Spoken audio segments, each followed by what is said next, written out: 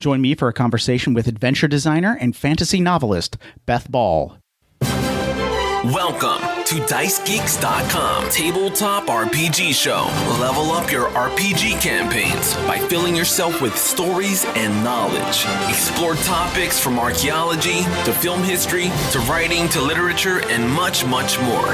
This is DiceGeeks.com Tabletop RPG Show. Welcome to the show. My name is Matt, and I am your host. This is the podcast where we learn how to become better game masters and role players by filling ourselves with stories and knowledge. Thank you so much for joining me today. I have a great interview coming right up. If you don't know who I am by now, my name is Matt Davids. I am the author of the Books of Random Tables. You can find them on Amazon.com, DriveThruRPG.com, and my own website, DiceGeeks.com. All of my resources are geared to help you cut down GM prep time and have more fun at the table. Now, here's today's interview. My guest today is the designer of Duet Adventures, in addition to being a novelist, Beth Ball. Beth, welcome to the show. Hi, thank you so much. Happy to be here. How were you introduced to tabletop role-playing games? So I was introduced, it was a few years ago now. My husband had started playing with some people that he met right after we moved to North Carolina. And he'd been playing for about a year and had been asking for me to play. And I was like, I know I won't like it. I don't want to. And then he started designing a campaign just for the two of us. And started with a character that I thought was interesting, and we sat down together and he kind of helped me through some of that initial character design bit. So I had a ranger who was a half elf and she was cool. And I was like, okay, maybe I could get into this. And so then we started playing together. And I guess right before we started that campaign, he was DMing his first session for the group that he'd been playing with. And so I promised to, be there to be supportive and play that way. So it was a long journey of knowing about D&D. And I mean, I had friends growing up who played, but just, they didn't ask if I wanted to play. And I was certain that I wouldn't have wanted to anyway, just because I thought it was going to be so many rules and really restrictive. But then actually listening to, I sat in on one of their sessions just to kind of hear what it was like. And I was like, oh, this is kind of cool. And then my first session playing, I had a little wolf companion, and I thought that was really cool. And so it spiraled from there. And I was like, oh, this is amazing. This is about storytelling. It's not a game with a whole bunch of rules. And there are plenty of rules, of course, but the story aspect and the character aspect had never hit home for me until I actually gave it a try. Yeah. And so it was the storytelling and kind of characters that drew you into role-playing games then? Definitely. Yeah. Cause I growing up, my family loved to play games, but they, it'd be we're playing spades, and they'd like to point out, not only did I you sit down to play, but then they want to go over all the moves that everyone made during the game. And these are all the things that were wrong. And I was like, I just wasn't paying attention, Yeah. And that's not fun. And so that's what I thought that playing D&D would be like, but it's so free and fun. And I love the stories and the co-creation of the world. And like you said, especially the characters that made it so fun for me. Mm-hmm. Yeah. Yeah. No, that's just fascinating. I love kind of hearing, and hopefully my audience does as well, because I ask most of my guests, but I love hearing how people are introduced to the hobby and introduced to D&D, and that. So I'm glad to hear that people are coming into the fold in recent years, but that is really neat. And I think that can, the issue that you pointed out there, I think I remember hearing that a number of times when I was trying to introduce some people to the game. They're like, well, I don't want to spend all this time on rules and in trying to communicate that, for me, it was an era before I could show them something on YouTube or something like that, where, I could let them know that it's like, no, you're playing this character. We're telling a story together, and, the rules are there and they're important, but a couple of us know the rules. We can get by with it. You can get into your story and get into your character. Yeah. And now I see the rules as they help to provide stakes and a storytelling framework. Mm-hmm. But they don't get in the way and they don't slow things down, or they shouldn't. Ideally, they don't. Yeah. Yeah. Yeah. No, that is really good. But now, I mean, you started playing a few years ago, you said, and then there seems to have been some kind of transition, because now you are designing adventures for Dungeons and Dragons. Isn't that right? Yeah. So I started playing it's been a short but eventful and fun journey. So I started playing, I think it was March of 2018. And so we were playing our duet game, every weekend, usually twice a weekend. We're playing for a couple hours together, Jonathan and I. And then he kept seeing people on Reddit, especially, but occasionally we'd see it on other socials, like, oh, I want to play a one-on-one game with my girlfriend, or I want to play with my brother. Any resources? Can I have any help? And again, people would say, D&D is a group game. You need to play with a group. And we were having so much fun playing with the two of us that I was like, okay, enough of this. There needs to be a resource. And Jonathan had been telling me about this website, RPG Duet. And he was like, I don't know why people aren't just going there. And I was like, okay, show me this website. Maybe that's why people aren't going. Come to find, the website didn't exist. I don't know what he had seen that he thought was there. And I was like, okay, we're going to make this website, because I'm tired of people wanting to play one-on-one and not getting any help. Like, if they need it, like, we can offer it. We have a great time together. It's going really well. We can do this. So we started our blog January 1st, 2019, and we put up our first adventure on DM's Guild that same month.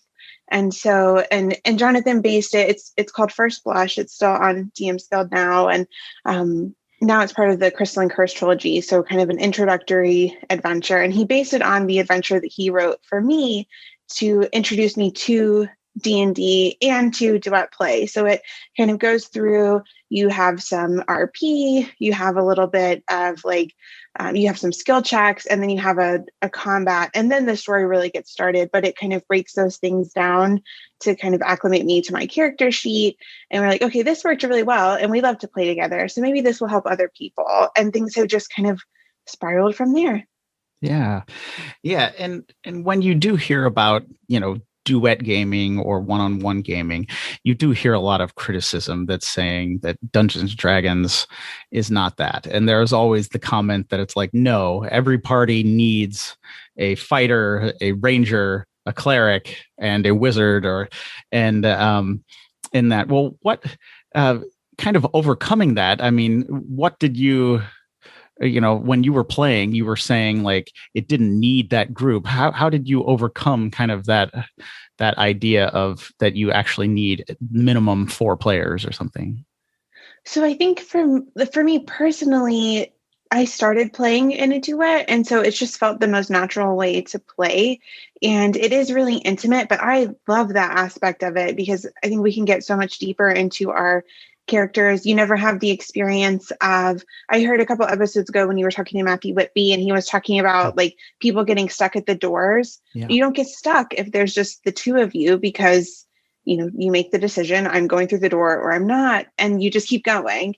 And so I think in some aspects that some of the kind of classic, party debating for an hour before making a decision, that doesn't happen. And instead, maybe you spend that hour in a really in-depth RP or having additional combat. I think it really depends on the table.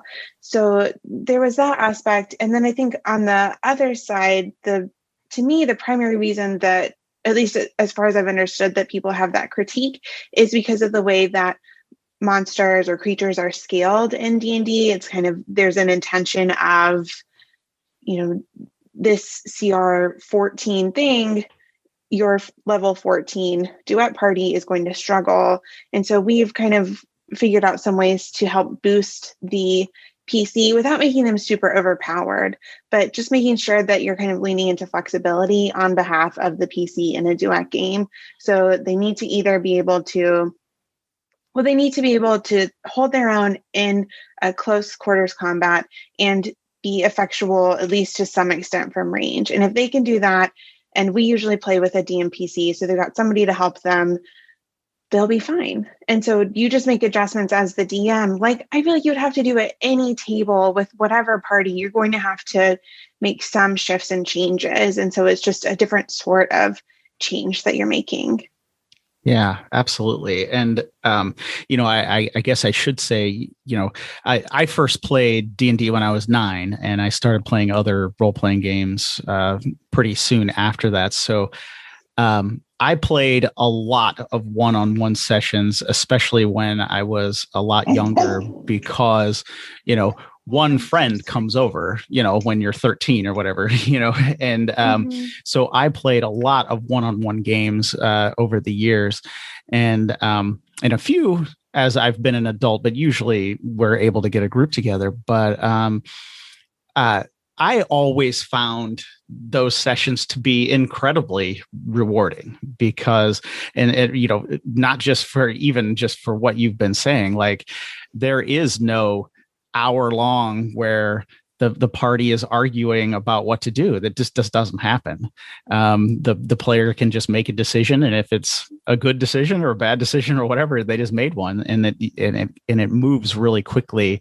And I find that you chew up a lot of material that in a 3-hour kind of session one-on-one, you can get through a lot of story and RP and combat as well, because you're not bogged down by so many other players and even just indecision in the group. So I think there is I'm not downplaying the group aspect because there's a lot of fun there, but it's just one-on-one has to me, like almost a totally different feel to it. And I think you used a good word when you said intimate, because you can really dive into, some really cool RP with, just the game master and just one player. Yeah, absolutely. And to me, I don't feel like there needs to be we can only have it one way or the other. Yeah. And mm-hmm. I don't think that anyone from the one-on-one side is like, we should get rid of the group aspect. I've never heard that or anything. Sure. But I think that what you're saying is absolutely right, that they are different. And I think there's plenty of space for however people want to play. And especially with COVID over the course of this past year, that I think we've seen a lot more people playing one-on-one. And it definitely makes it easier if you're having trouble with scheduling, or maybe you want to play more often than your group can get together. If there's someone else in your house who plays, or maybe we've had people who maybe are getting a spouse or partner or someone involved who didn't want to play with the group because the group's been playing together for years, but they wanted to give D&D a try. One-on-one is a really great way to introduce someone to D&D and help them get more comfortable too. Yes. No, absolutely. I think it is definitely a really, there are some players who are like, I don't mind putting on a Scottish accent in front of my husband or wife or something, but in front of a group, I don't want to do that or something. So introducing them to kind of this idea of role playing, just one-on-one in a very comfortable setting, I think is, can build that confidence too in, where they will then, maybe want to see what it's like then to play with a group later on. Yeah, absolutely. And they're not worried that way about slowing things down or getting the rules wrong. Yeah. I think that it's that idea of getting something wrong that once you kind of overcome, you can't really get things wrong. You might have a bad dice roll, but that's fine. That moves the story just as well as a great dice roll. Absolutely. And I think once people kind of internalize that they're ready to play in whatever way they want to. Yeah, absolutely. And you're free to ask as many questions as you want, right? Because you're not wasting other people's time. I'm putting that in quotes or whatever, but it's just you're just there talking to somebody that, you're very comfortable with. and you're just like, okay, look, I don't remember how this ranger spell works. How does that work? And they can explain it to you, and you didn't, nobody's time is wasted because you're learning how to play the game. They're having fun showing you the game. So it's not like there are, four people sitting around looking at their phones wondering, why you can't understand how, something works or something like that. Yeah. Why didn't you study Hunter's Mark before you got to the table? Yeah, exactly. Yes, it's I know you're just introduced to the game, but why haven't you read 800 pages of material and memorized it since Thursday or whatever? Yeah, absolutely. As you can tell, I've had many experiences. I have very fond memories of playing one-on-one with a friend, and so I really think I guess I'm a great believer in if somebody says, "Hey, do you want to play D&D?" I want the answer to always be, "Yeah, let's play." Right? Like, I don't want people to come up with some excuse and be like, "Oh, well, we just can't play because we need a ranger and we need it." It's just like, come on, let's play. Let's show somebody, if somebody's interested in playing, let's get down and play. Yeah. And you just figure it out and go from there. Yeah, exactly. Now, you did mention something that has, maybe I should play some ominous music when I say it or something, but you did mention the GMPC, which is a game master player character. And as I said, there's usually, like, if, I say it, it seems like, I should definitely like hit the piano on the, and some deep notes playing it, because there are horror stories of the game master player character, and they're legit. And I was going to share maybe one example that was bad. I don't want to share any where I did it, but but because there are many, and but I'm and I'm, of course, I'm joking around. I did this years ago, even, and it didn't have to be one-on-one play. I did it with some group play, and I introduced a character, and it became very quickly that I was trying to, live out my fantasy world with my character, and I wasn't paying attention to the game. And so that was bad. One example that I do have that usually people find funny is we were playing a game. I was about 12 and the game master would have been about 14 or 15. So I'll give him a pass. But my character is searching, like, we find a chest randomly and I search it, and I just roll on a random table that the game master has. And I got like some valuable ring. It was like the ring of shooting stars. Like, it was like the best roll. Like, I got the best roll you could, and it was an awesome ring. And all of a sudden, like 20 orcs attack the party, who are being led by a GMPC, who defeats all of us and comes to my character, puts his sword to my throat, and demands that I give him the ring. So I gave him the ring. If I would have been older and had more experience, I would have done something a little more crazy. But I gave him the ring, and then he's like, "Oh, well, you're injured anyway. You probably die." So then my character died, and his character then, I think at a later session, showed up with the ring that he took from me, my character. So that's a horror story, right? So that's a horror story of the game master. It was so mean. I know. He seems like a normal, honest, upstanding citizen at this time, at present day. So hopefully he's gotten over some of that. But like I said, I did things. I don't think I was that egregious, but I did some things that were pretty bad with GMPCs. You kind of alluded to it a little bit, but why is a GMPC important for one-on-one play? So I think GMPCs are important for one-on-one play because they increase the sense of immersion. So instead of having the player talking as their PC, talking to you, the GM, in our very real world, they're instead talking to somebody in the world in which they are. And so I think that really helps with feeling like they have help on their adventures. And I think it increases that sense of immersion where you have somebody to talk to. You go to a town gate and talk to a guard, and then you can confer with your GMPC friend, and then just, gain entry into this weird town that you've discovered. and you have somebody there with you. And I think that it also increases, we were talking about the intimacy of role play. It gives you somebody to build your character with, somebody who has been at the PC side and seen them change over the course of their adventures, knows where they're coming from, knows what they're scared of, knows situations in which they shine. And so that's why I think that GMPCs are so important. And I always forget with how dangerous they can be in a group game if you're not being careful as the GM, versus in a duet game. That's one of the first recommendations that we make. And it's a concern for a lot of people too, because they're like, well, I don't want my character to outshine the PC. It's like, okay, that's fine, but are you sitting across from this person that it's just the two of you at the table? You've created a story for them.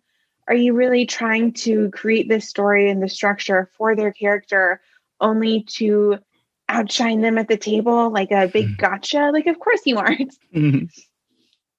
Yeah, no, absolutely.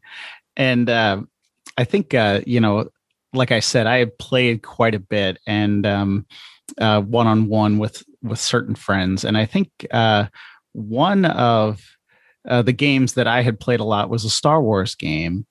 And my friend would make a smuggler character, so Han Solo, right? So he'd make a smuggler character, and then I would make the co-pilot character because you need two people to fly a freighter, and it seemed very natural to do that, and it didn't seem too overwhelming because the smuggler, the guy who owns the ship, right? He's the brains of the operation, as it were, right?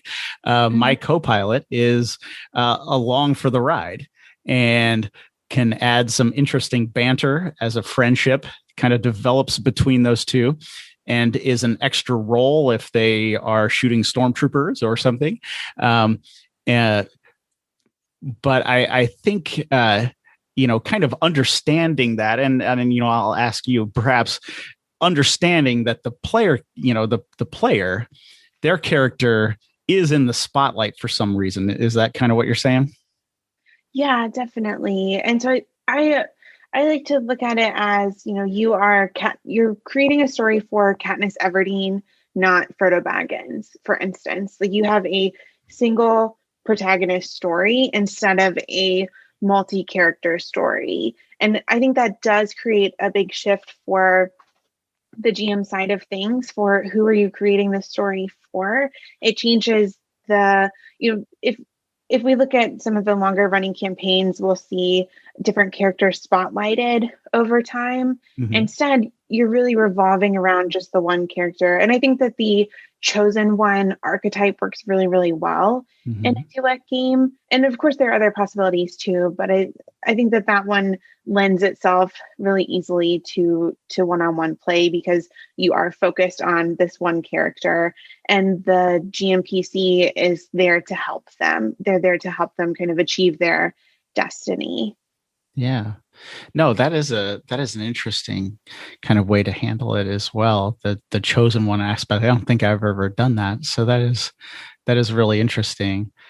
And I think too that for me, it was always important to create the character without without GM prerogative, right? To create the character kind of, normally along the rules, because what I found tended to happen sometimes, and I don't know if this has happened to you or not, but after playing a while in a campaign, one my friend who, I have been running these sessions for, and their characters and my character have developed like this friendship.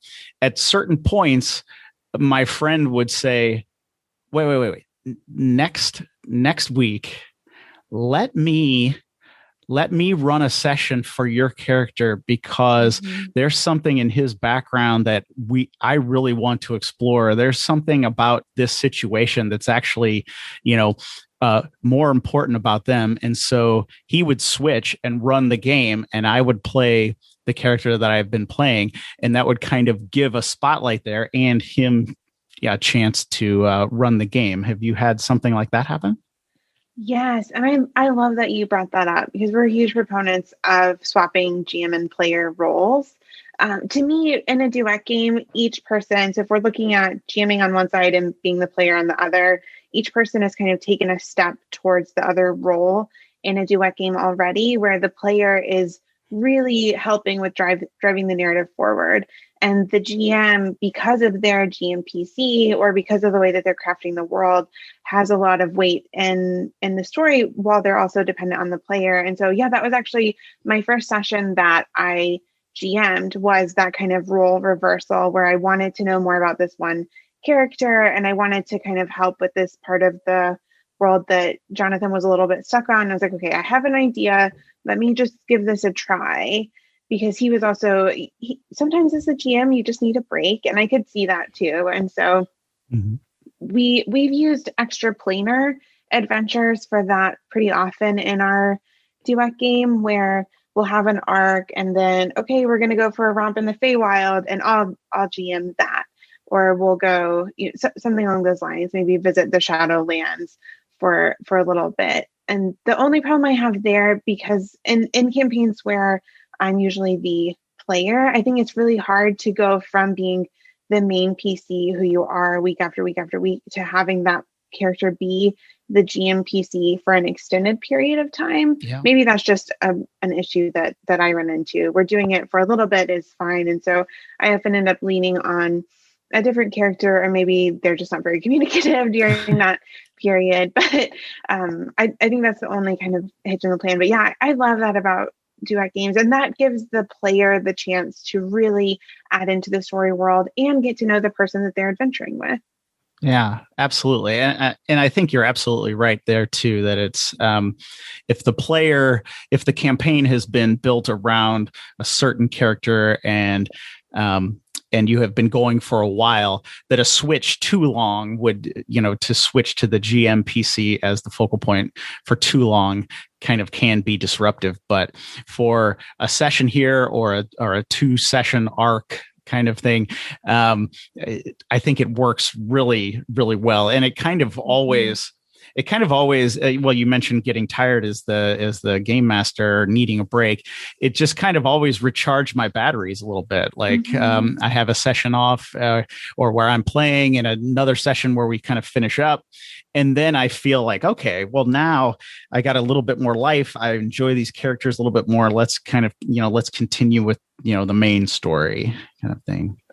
Yeah, and it can inspire other ideas too for the main story, because it gives you an angle that you weren't looking from before. And you're like, oh yeah, putting things together. And then with that burst of energy, you can do totally new things. Yes, absolutely. Absolutely. And now I'm curious, I know you said you started creating some of these adventures and you started kind of building them. Do you then play like published material, or are you like creating these adventures and then that's kind of what you end up publishing? If that makes sense. Oh, it definitely makes sense. More of the latter. I played with a group. I played through Waterdeep Dragon Heist, and that was really, really fun. But for the duet games, like I just recently tried to GM Descent into Avernus. And that worked for a while, although I had already changed a lot of the things before it got started. But by the time we were a few months in, I was like, okay, I can't, this feels too restrictive. I need to we're going to go our own direction. We did the same thing with Curse of Strahd. We had tried to run through it. And it's a great campaign. Jonathan had done it for the D&D club that he runs at the school where he teaches. But we ended up going kind of far afield from the campaign pretty early on, and it was like, okay, maybe this just isn't the thing for us. And so we've been making our own campaigns. We've been writing more adventures set in our own world, and right now we're working on, it's called Land of Vampires, with our patrons, and the first set of the adventures are available on our site dndduet.com. And it's based on, we're rewriting what started as the Curse of Strahd campaign and then turned into a one-on-one vampire campaign. So that's been really fun to just kind of return to this world. We wrapped that campaign a bit ago, but we've returned to the world and we're recreating our my character's adventures, but from a wider perspective. So there would be lots of different options for different types of characters in this world. And so that's been really, really fun. Yeah, yeah.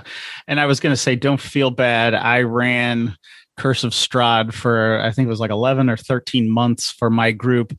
And I had the Kraken show up. And so, I mean, things go crazy when you get into campaigns pretty deep. So, yeah. And actually, I mean, I think published campaigns, some of the best parts are getting it rolling and getting it started right at the beginning. And then, you're sitting across the table from one other person who is very creative, or you're sitting across the table from multiple people who are creative. Let that creativity inform the campaign. Yeah, absolutely. Yeah. And yeah. Oh, I always feel like I hit a point where it's like, okay, this is no longer helping. And then I feel more obligated to follow what's going on in the story instead of, like you're saying, following the creativity of the people around the table. And at that point, it's like, I'm free and here we go. Yeah, absolutely. And I think too, I mean, some of my big things that I talk about on the podcast, and of course I've written a book about it, is kind of going no prep with game mastering, because of family and time and jobs and all kinds of things. And I think one-on-one play is a great training ground for a person as a game master to just really kind of, go crazy, see what happens. If you make mistakes, you're talking to one person who is obviously very invested in the game. And so we were talking about earlier about how players can feel comfortable, new players, or, can feel comfortable with just one person. The game master can feel comfortable as well, just being able to create. And if something, if they botch some rules or whatever, you're talking to somebody who obviously has a lot of buy-in and who is right there with you. Yeah, absolutely. And you can trust them too, where if you hit a point where you're like, okay, I don't know what happens moving forward, trust the player to know their character well enough to add that in and be the one driving the narrative. Oh, absolutely. And that's another secret. I talk about it a lot, so it's not a secret, but that if you don't know what you're doing as the game master, just ask your players and they will. And if they are active, like hopefully they are, they're going to give you more material than you could run through in a campaign anyway. So I always enjoy that. All right. Well, we've covered one-on-one gaming, and I do want to get to another aspect. Was there anything that we missed about one-on-one gaming or duet gaming that you wanted to talk about before we talk about your novels? I don't think so. I think we covered them pretty well. I would just add that if people haven't tried out one-on-one and are curious about it, to, just jump in, find somebody to play with and give it a try. And I think that you'll really enjoy it. Sometimes I think people feel like they have to have things more organized or have more experience, or there's always going to be something in the way when we try something new and we feel uneasy about. But it's like, just go for it and see how it goes. Yeah. Yeah. And what's we have to think too. I know what you're talking about there, because I hear some people say, "Oh, well, I want to play more before I GM," or I want to know the rules more before I run a game or something.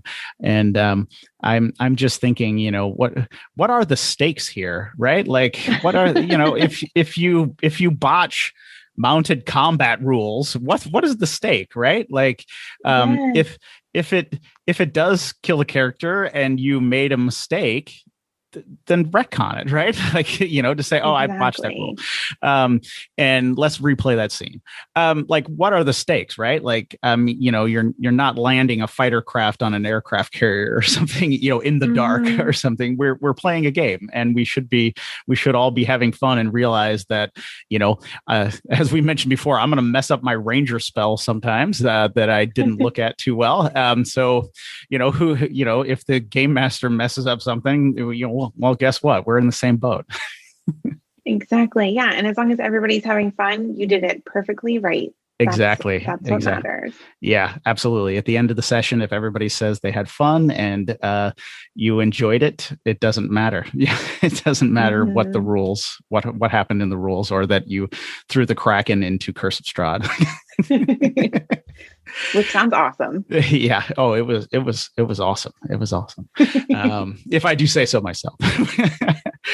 But anyway, like I wanted to talk about the fact that you write novels, which I am keenly interested in.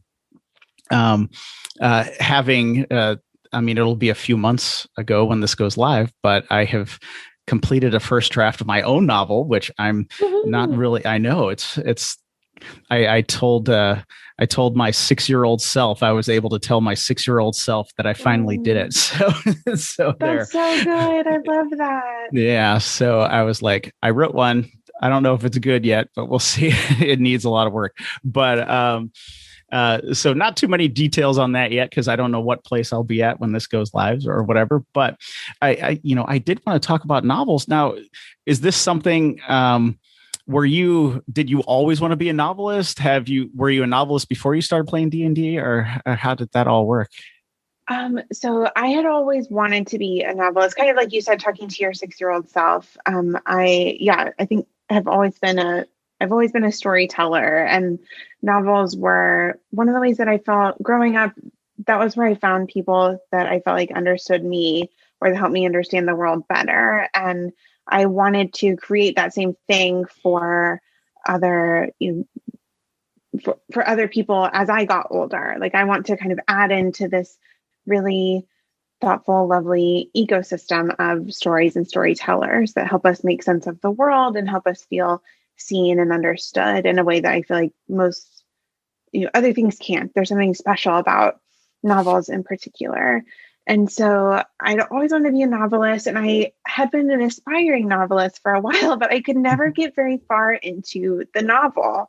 I had to get a few chapters and I'd get stuck on something, or I'd have a character that I really liked, but couldn't figure out, okay, well, what story are they in? And I couldn't really get going. And then I started playing D&D, and I was writing all this side stuff for my character. I would write really long summaries after the sessions, or like a character diary and all of these things. And one day I sat down and looked at I had journals and I had Google Docs and all of this stuff. My character had been exchanging letters with a different character in the game. And I was like, oh my gosh, I have a novel worth of material right here. Like it's at least 100,000 words of something. Of course, it's not a novel or a story at that point, but it's like, okay, I can do this. So then I was like, okay, now that I know that I can, I'm just going to do it. And I think it helped me too. I'd been publishing D&D adventures for a little bit at that point by the time I started my novel, and those had been received well. And I'd been blogging for a little, let's see, now I'm getting my dates mixed up. But I'd been blogging for a while too, and I had that had been going well. So I was getting used to writing for and addressing an audience. And I was like, okay, I can do this. So then it sat down and wrote the novel. And of course, having just finished a novel yourself or finished that first draft, I think the first draft can be sometimes the hardest, because I say that, and then I don't know. The drafting part is always hard for me, because it's like, I don't know, can I do it? Was the first question. And then can I do it again? I know I've done it before, but maybe I can't this time. And I don't know what I'm afraid is going to happen. Yeah. Like the story just leaves or something. I don't know. But it was nice, because my D&D character is actually, or several of them are the characters in my novels. And the story has changed quite a bit, because stories in novels function quite differently than stories in D&D. They need to be much more focused and thematically intertwined and all of these things. But I knew the character, and I knew in general what was happening with the story. And that gave me enough confidence to kind of get going. Well, now, I find it fascinating that you had like you said, like 100,000 words of material on your D&D characters, which I find fascinating. That is a lot if somebody listening doesn't realize that. But how did you then, you said you kind of just took it from there. How did you take that material, which I'm sure did not have a plot through line or something? How did you take that and then turn it into a novel? Did you outline or how did you do that? I'm not a big outliner. I had a sketch of kind of what happened. And so, I mean, this is less than a page of kind of, these are the things that occur in this novel. And I have the script. I don't know where you wrote your novel in, but I use Scrivener. Yeah. And so that helped me a lot too, because you can just do kind of, here's a chapter. So I can't even remember now which scene I started with, but it was something that had kind of grabbed me that I thought was interesting. And so I started from there and just kind of filled in scenes before and after it. And then eventually got to the first, like a full draft. And at the time too, I was listening to one of my favorite podcasts is the Creative Pen podcast, which is for indie authors.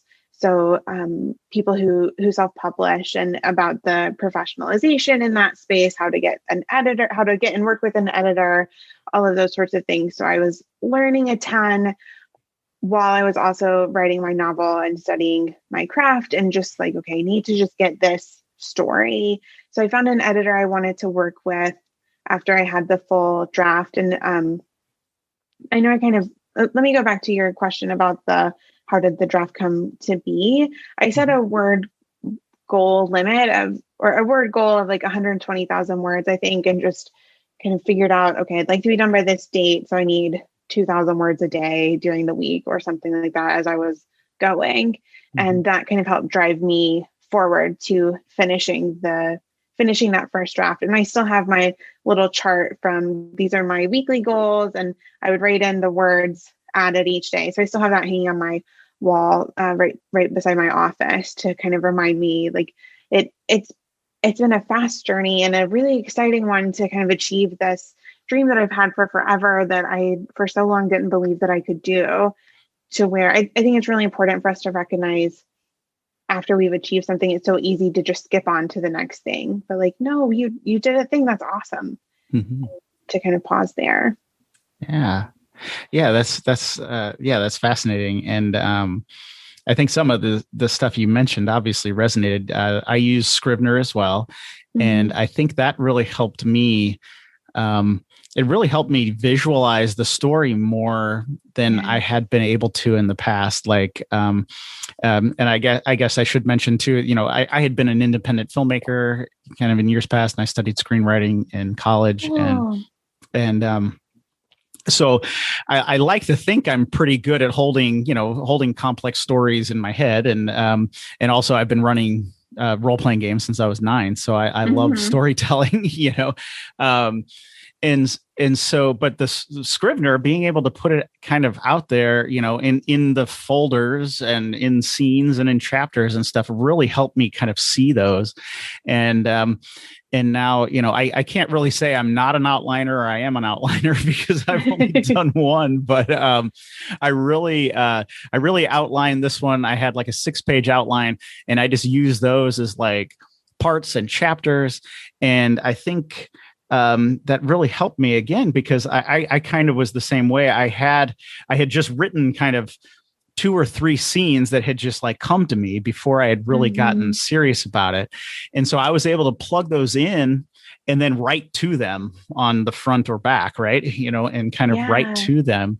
And I had heard people talk about that before with screenwriting, and I never really got it, but just seeing it there laid out, I was really able to kind of do that. And then you also mentioned the Creative Pen podcast. I listen to the Creative Pen podcast. Well, I was going to say all the time, but now I've missed like 3 weeks or 4 weeks of it, but I usually try to listen to it. The host, Joanna Penn, gives out some really great advice for people who are trying to kind of navigate writing a novel in that. So, some really, I got some really good advice from there as well. So I'm I'm kind of at the point of letting a couple people beta read it and making sure it makes sense. And then I had to fix my whole outline because I totally botched it. But I then had my scenes, and so I knew some fill-in scenes that I needed to get. I can't say I'm at 120,000 words, though. Mine is shorter than that, but it is certainly the most words I've ever written in my life on one coherent, well, possibly coherent thing.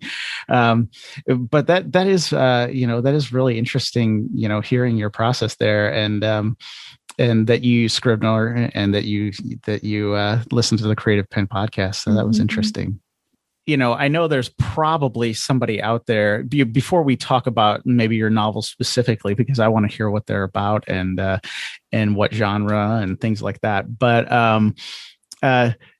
I know there's somebody out there, when you said, I just set a writing goal. This was very important for me too, setting a writing goal each day. When you said, I needed to write 2,000 words a day, and you set that as a goal, I know there are people listening whose heart just like dropped, out of their chest and shattered into a million pieces, because they're just like, how do you write 2,000 words a day? Like, is there something that you could say to that person? Yeah, for sure. So I would say first, you don't have to write 2,000 words a day. I set a rather aggressive goal for myself. I was like, I'm going to get this first draft done in 3 months. And I think it took 3.5 or 4, but I, kept at it. And for me, having the bigger goal and getting the words down was really helpful. But yeah, if you have palpitations at 2,000 words a day, then there's no reason for you to set that goal. Set it at 500.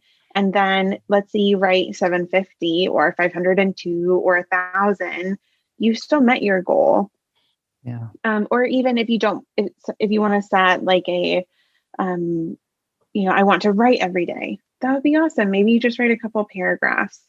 I like the word goal more than setting a time goal, because sometimes if things just aren't, if the words just aren't coming, then I don't think it can, especially right at the beginning, I think it can be really discouraging to try to force them. But in addition to the D&C things and the writing, I'm working on my PhD in English, and I've been teaching. I stopped teaching this past June, but I've been teaching writing at a university for 6 or 7 years, I think 6 years. And so I've worked with so many students who are like, oh, I can't write. I mean, you can write. Maybe you're just having trouble writing the thing that you're trying to write. Or specifically, if it's an assignment, like maybe you're just not interested in the assignment. That's totally understandable. Mm-hmm. And so if you're stuck on a scene, or you feel like you have writer's block or something, write a different scene, or play with it from a different character's point of view. But I think the more relaxed we can come to the page, and by that I mean being really kind to ourselves as we sit down to write, not being judgmental about your writing, or if you can't think of a word, just leave a blank for a bit. Like, it'll be there when you come back. And I don't know, I think that can be really helpful. But the other thing I would say is that every single person has a different process, and it's going to be a journey to find your process. So kind of embrace that. Know that some days are going to be easier than others. There will be glorious days where a scene comes to you and you can barely keep up with typing it out as fast as you possibly can. And there are going to be other days where you're just like, oh, I know I need to write this joining scene, and then I'll be done with this draft, but I just can't get it. And you're a little bit stuck. All of that is fine and totally normal. Yeah, no, I absolutely agree. And I think that's some great advice there, because, just speaking for myself too, with my novel here, I'm in a position now where I set a word goal, and I also set aside, 3 hours, 5 days a week, where I told myself that I can read or I can write my novel, and I set my word goal at, I set a goal of 1,000 words a day.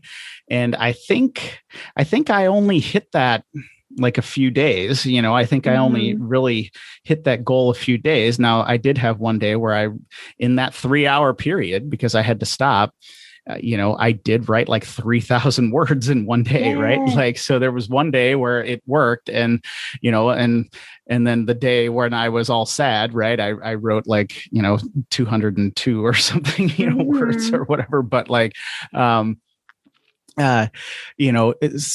those setting those goals were very important. But I think your point is too, that we do what we do at this time and stage of our lives, right? This is the stage of my life where I could dedicate that to. But like when I started creating my role-playing game books, I was working on them for like, maybe an hour from like 10 p.m. to 11 p.m. while holding a screaming baby, right? Like that's where, that's what I had. Or during my lunch break at my day job, I would take 15 minutes of that lunch break to dictate into my phone some words that then at some other point that I could kind of, turn into something, because that's just the way it was. So I think, if, you can do it, whatever stage of your life is, that whatever stage of life that you're in. And it just matters how important it is to you. If it is something you truly want to do, if it is something that your 6-year-old self told you to do, you probably should do it. So do it. But if it's, if you're just playing at it, then recognize that. Don't stress out, don't stress out about it. If you just enjoy every once in a while, writing down a few things, and you have no, built-in desire behind that, like your life is complete without that, then hey, it's just a hobby. But if you really have to do it, it can be done, and you can scratch out 100 words a day, or one day a week, and you say, at the end of the week, you just say, hey, I have to have 500 words by the end of every week, and I can work 10 minutes before I go to work. I can work an hour on one evening, and just kind of let yourself, give yourself permission to, to fill in, that we don't have to, we don't have to do it in a set way, that we just can approach it however we need to, wherever we're at, and, in our life with our jobs and our families and things like that. But, exactly. And it's going to look unique whoever you are. I think it was Toni Morrison who said, right in the margins of the day, and she would carve out like little bits of time, and her novels are absolutely amazing. And so I think being careful to not compare yourself to other people is really important on the writing journey too. Yeah, absolutely. Yeah. And we're doing the best we can. We're not necessarily doing the best somebody else can. So somebody else, I've heard stories of some famous writers, maybe like L. Ron Hubbard, who could turn out 10,000 words in a day, and his editor would read it through and say, publish it as is. Right. There are people like that. I don't know any of them. And that may not even be true, right. So, because it seems a little fanciful, but, I am not in the position that Stephen King is in the position of, right. So I got to do what I have to do what I have to do. And, Stephen King can write his book. He can take 3 months off between books or something, when, I can't really take 3 months off between books, so we just, and I think that's always important to remember. I think we get tied into things, or you were mentioning Toni Morrison. I think that was, 15 minutes a day when she got a little bit of time, just a little bit of time here and there, 5, 10, 15 minutes. And if it's something you have to do, then it can be done. But, I would be remiss if I didn't ask you about your novels. So what are they called, and what are you writing about? Sure. So it's an epic fantasy series called The Age of Azuria. And I have a few different main characters. So we follow a few different storylines that are interwoven across the series. I'm working on the third book right now. The first novel is called Buried Heroes, and it is about a half-elf named Elia Thanastasia, who kind of gets started on a heroic journey that she wasn't expecting to get started on. And the books are a lot about connection and community and kind of finding allies in unexpected places as we also kind of find ourselves. And a lot of the tension is between the pull toward individuality and freedom versus the pull and power of working with a community. And the books have a lot of nature-based magic. There are druids, there are werewolves. Like it's really, I think they're really fun. I love the world of Azuria that they're set in, and it's just really immersive and I think a lovely escape. Yeah, it sounds really fantastic. So you have 2 out, and then you're working on the 3rd book? Yes. So I have 2 novels, Buried Heroes and Hivarian Heist, and then I have 3 novellas. The 3rd one of those is coming out on June 1st. So, really soon, but when this goes out. And so I've got there are actually 2 prequel novellas, one of which, if you go to bethballbooks.com/join, you can get for free. So that one's Aurora, and then Song of Parting I released at the beginning of this year, which is it's kind of a connected backstory between 2 of the characters that I had. It actually started as offshoots from the first novel because my revision process was extensive, and I had cut these few chapters. I was like, I really want to work these in, and so I figured out how to work them into a novella, and that's where that story came from. And so I am finishing up the 3rd novel right now. I think it will be out at the end of August this year. Okay. And then do you have plans to keep on writing novels, I assume? Definitely. I have a second series planned. I'm not sure what exactly the bouncing back and forth between the 2 will be.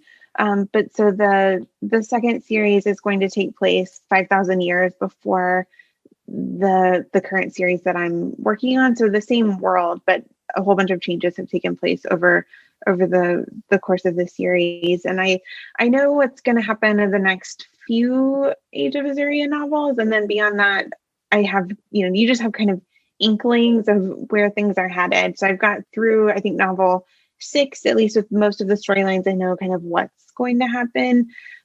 When and how, I don't always know. And I may figure it out along the way. We're a discovery writer, as Joanna would say. I think that's the nicer, more fun way of putting it. But I love the moments when I kind of figure something out while I'm writing.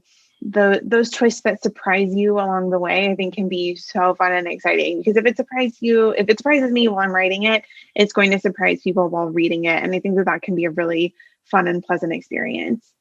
Yeah, absolutely. And that's awesome to hear that you're continuing on and that you have more plans to go on. And I guess I should mention as well, I finished my first draft a few weeks ago. I'm getting some feedback and starting revisions, and I've already started another novel. So I've probably been Wonderful. bitten. I've been bitten by this whole thing. So, but that's just really awesome, and it's really just cool to see how Dungeons and Dragons kind of helped spark some of these this kind of lifelong goal that you had as well to be a novelist. Is just really cool. So I was going to say too, just here, we've been talking for a while now. So where can people find you? Where can they find your novels? Where can they find your one-on-one adventures?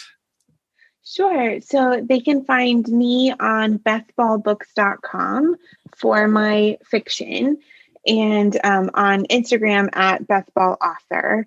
And I'm on Twitter at Grove Guardian, and it bounces back and forth between fiction and some D&D. So that one is a little, if you like both things, you'll be super happy. And then the one-on-one adventures you can purchase on dndduet.com. And we have lots of advice there too. There's a YouTube channel, all kinds of things for D&D Duet. And my novels can be purchased on all the major stores.